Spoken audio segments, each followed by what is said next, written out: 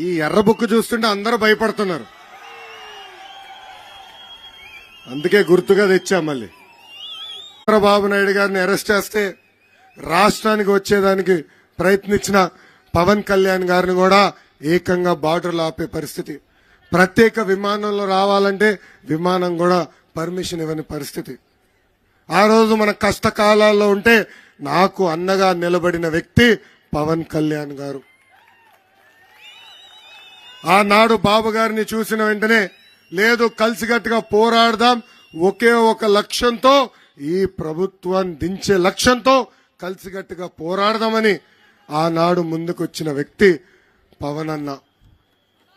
పెద్దలన్నట్టు ఈ వైకాపాలో Paytm batch ఉందండి. 5 రూపాయలు వాళ్ళకి కొడితే పోస్ట్ పెడతారు. కావాలని మన మధ్యలో చిచ్చు పెట్టడానికి ప్రయత్నిస్తారు.